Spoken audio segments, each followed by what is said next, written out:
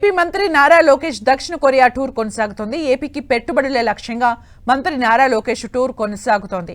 పర్యటనలో భాగంగా ఆయన హ్యుందాయ్ మోబిస్, ఎల్జీ ఎలక్ట్రానిక్స్, అపాక్ట్, ఎల్జీ కెమ్ వంటి అంతర్జాతీయ దిగ్గజ సంస్థల అధినేతలతో వరుస సమావేశాలు నిర్వహించారు.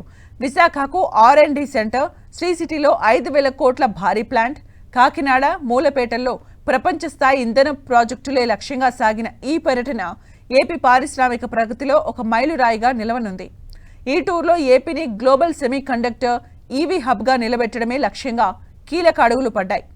మంత్రి లోకేష్ పిలుపుతో శ్రీ సిటీలో 5,000 కోట్ల రూపాయలతో 3వ మ్యానుఫ్యాక్చరింగ్ యూనిట్ను నిర్మిస్తున్నట్లు ఎల్జీ ప్రకటించింది. దీని ద్వారా రాష్ట్రంలో దాదాపు 1,500 మందికి ఉపాధి లభించనుంది. అటు autonomous driving, ADSA, smart manufacturing రంగాల్లో RTIHకు మార్గదర్శకత్వం వహించాలని కోరగా దీనిపై ఉన్నత స్థాయి బృందంతో చర్చించి సానుకూల నిర్ణయం తీసుకుంటామని హ్యుందాయ్ ప్రతినిధులు తెలిపారు. అటు సెమీ కండక్టర్స్, ఓసాట్ రంగంలో ప్రఖ్యాతిగాంచిన అపాక్ట్ కంపెనీ CEO సియాంగ్ జాంగ్ లీతో మంత్రి లోకేష్ సియోల్లో సమావేశమయ్యారు. ఈ సందర్భంగా భారతదేశంలో పెట్టుబడులకు సిద్ధమవుతున్న హనా మైక్రాన్ వంటి ఇతర గ్లోబల్ ఓసాట్ సంస్థలు కూడా ఏపీ వైపు చూసేలా అనుసంధానించాలని మంత్రి లోకేష్ అపాక్ట్ను కోరారు.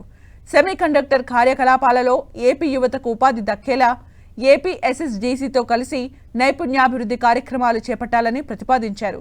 దీనికి ఏపీ ప్రభుత్వం నుండి పూర్తి సహాయ సహకారాలు ఉంటాయని మంత్రి స్పష్టం చేశారు.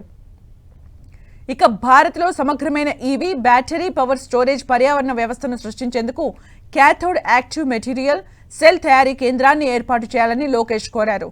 గతంలో వైజాగ్, గోపాలపట్నం ప్లాంట్ ద్వారా అందించిన సేవల్ని గుర్తు చేసుకున్న ఎల్జీ కెమ్ ప్రెసిడెంట్ యున్జూ కో ప్రస్తుతం శ్రీ సిటీలో ABS కాంపౌండ్ ప్లాంట్ను విజయవంతంగా నిర్వహిస్తున్నామని వివరించారు.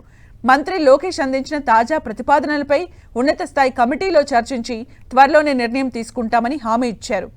పర్యటనలో భాగంగా సియోల్ నగరంలో 1 మిలియన్ చదరపు మీటర్ల కంటే ఎక్కువ విస్తీర్ణంలో ఉన్న అత్యంత ప్రతిష్టాత్మక మ్యాగోక్ సైన్స్ పార్కును మంత్రి లోకేష్ సందర్శించారు. ఏపీని కూడా అదే తరహాలో సాంకేతిక హబ్గా తీర్చిదిద్దడమే తన లక్ష్యమని లోకేష్ స్పష్టం చేశారు.